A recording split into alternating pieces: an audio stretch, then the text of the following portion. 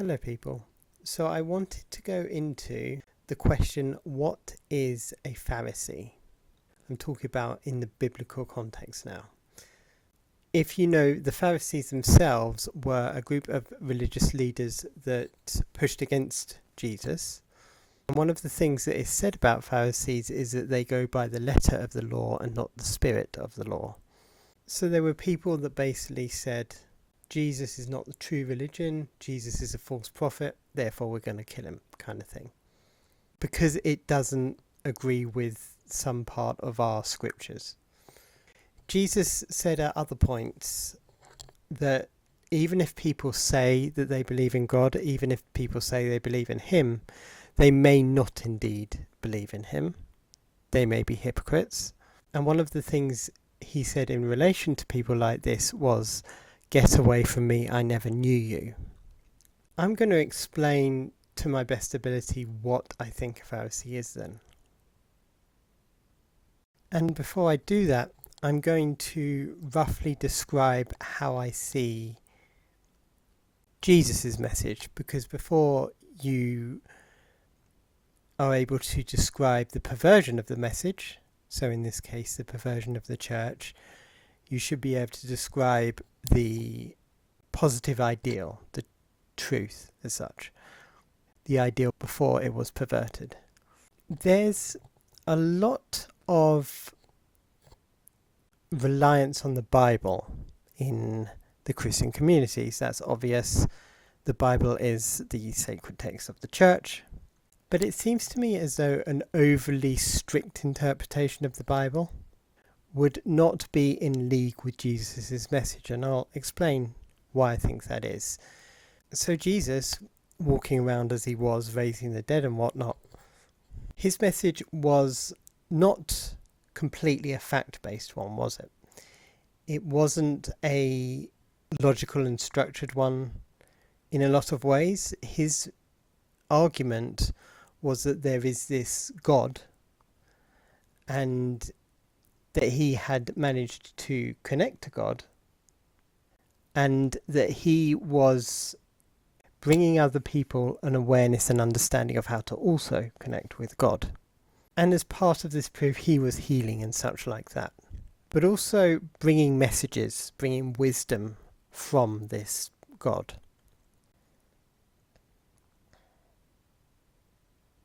I have talked recently as a challenge to biblical Christianity, and what I basically said in that video was outlining the unbelievable, impossible to understand intelligence of any being capable of creating all of this.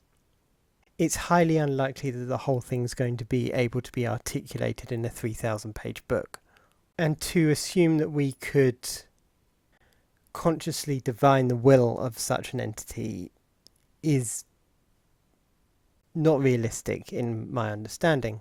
And that's a big part of how I see Jesus' message coming through. A lot of what he said is abstract. Praying, connecting to our Father that is in heaven, shining your light as one of the parables that he's given. And the thing is with parables as well is they don't always have one interpretation. And it seems to me that the message that he was bringing forth was abstract. It is not capturable in single religious texts. And it seems to me also that that's what the Pharisees believed in a sense. He had achieved such synergy with the Creator that he was able to intuitively understand its will and to create understanding. He didn't have a set of laws, so to speak. He spoke directly from the will of the Creator. And that is a message that will never be completely captured. Not in a 3,000 page book, not in all the books in the world. The thing that he is trying to explain is something that can't be captured. I'm repeating myself, but it's an important point. I mean, when we pray, when we try to actually talk to Jesus, God, etc., this is a subjective and abstract experience. This is not an experience of staring at legal texts. And so he has come down with this abstract message. And around this, an organisation has been built. The intention of any such organisation, ideally then, is for there to be a hierarchy based on virtue. So virtue is the very top, as shown in this little bowling pin, very, very simple diagram. And beneath that, supporting that, is all the institutional and animalistic powers that support that goal of, we'll just say, virtue here.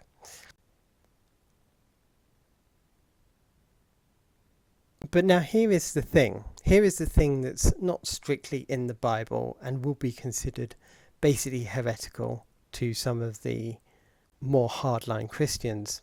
But rules in themselves can't ever completely capture virtue, justice. At least laws based on physical things. Perhaps ideals can, but something that is grounded in the material world will always be subject to manipulation. There are a lot of examples of this in the regular world. Many laws have changed.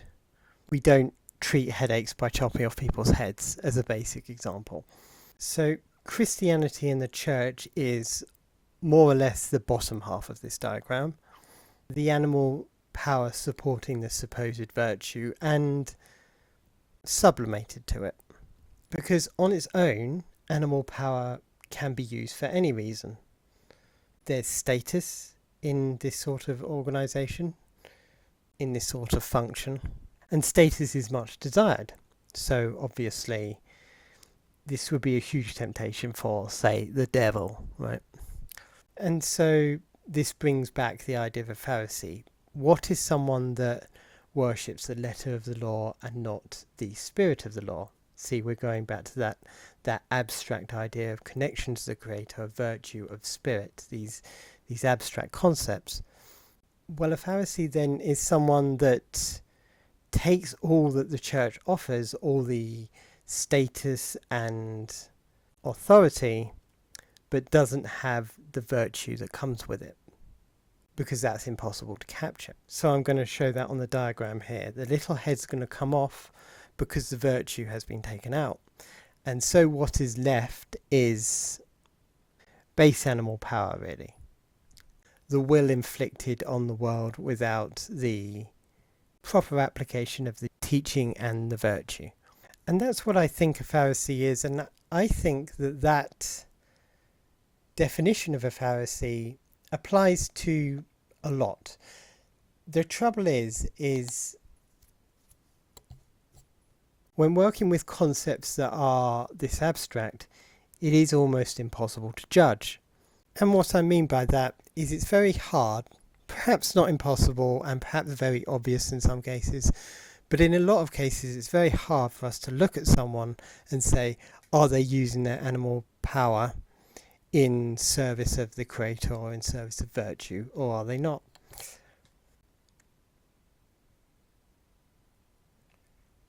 I mean, any individual decision, we would need a lot of understanding of the person, probably to know them for a fair few years to really understand anything about it. I mean, there are army people that are killing very, very bad criminals and such. Are they bad guys? Even though on paper we would say they were. We know, in fact, we just subjectively know that they're not. And this is the important element, I think, this undefinable quality, but a quality that seeks virtue, seeks justice, seeks healing and all that such. I'll bring in an example. Back in Jesus' day, and back when the church was fairly formed, back in all this past, the state wasn't involved in marriage, and we don't really know what life was like back then. Most of us haven't experienced a close bond with a large extended family. We don't know really how the economics worked back then. We don't know how people's health was back then, before all this strange introduction of chemicals into our food. But perhaps at one point, marriage as it was a perfectly moral institution that very rarely did wrong, perhaps when it wasn't linked to the state. But now we can see the absolute destruction that has been wrought by divorce, marriage, the creation of relationships into a legal contract. And we know that many, many men are suffering a great deal, having to go back and live with their parents. The wife gets the house, the kids get the house, he never sees the kids are poisoned against him, and all that kind of stuff. Now, you may recognise this argument. I'm talking about, amongst other people, Pearl Davis's argument. And if you think about that, there is an injustice there, and there is a person who seems like they're on a personal mission to push back against that injustice and to potentially aid a lot of people that will really be suffering if that injustice isn't lifted. And then you have another group of people that are saying you have to get married because it says so in this book. And not only that, even if marriage is deleterious to you, it should remain as it is. To me personally, in the way that I have laid it out here, I can't think of a better example of a Pharisee, because it is exactly as the description says. It is the letter of the law. We have moved on now. We have culturally changed to where passages in the Bible might not apply anymore. And I don't know what it is in people that gets stuck on a book, but that is the definition. It's the same sort of fanaticism that the Pharisees would have had back in the day, from the literal Pharisees. They had scriptures that had been around for many years. Those had grown out of date, or they'd got messed up in some way, and then they were applied too literally.